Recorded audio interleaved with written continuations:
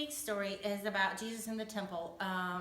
His parents and him were going somewhere, and they realized Jesus was gone, and they went back and found him in the temple, and he was talking to all of the people in the temple, and they were asking him questions, and he was asking them questions.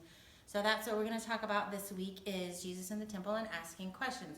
So the first activity this week, you'll need to look around your room and find some blocks or Legos or anything that you can build with, and have the kids sit at the table or on the floor and build some buildings, and that's where you'll kind of introduce the concept of a temple and explain to them that it's a building and what the temple was used for and that kind of stuff. So that's a good way to introduce them to the story.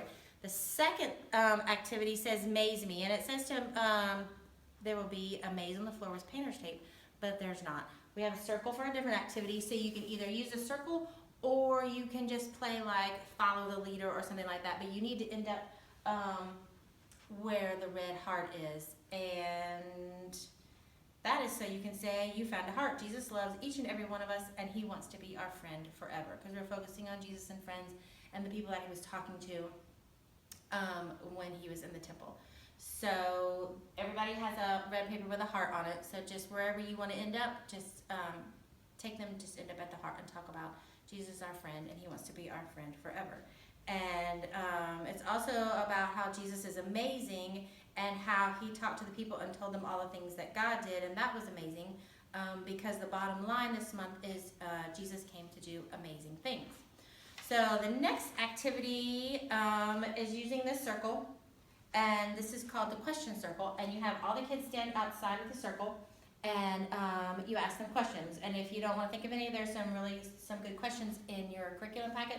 The first one says, what do you use to brush your teeth? So they all say toothbrush and jump in the circle. If you know the answer, you jump in the circle, and then they step back out and ask them another question. If they know that, they jump in. So you can do that as long as you want to. And so that's the way to introduce the story about how Jesus was talking to his friends and they were asking him questions and all of that.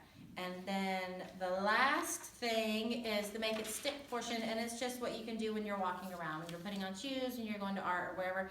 This is the talking about things that are amazing, that Jesus came to do amazing things, and talk about things that are amazing. And the suggestion in the curriculum is something that's amazing is a volcano. Can you be a volcano?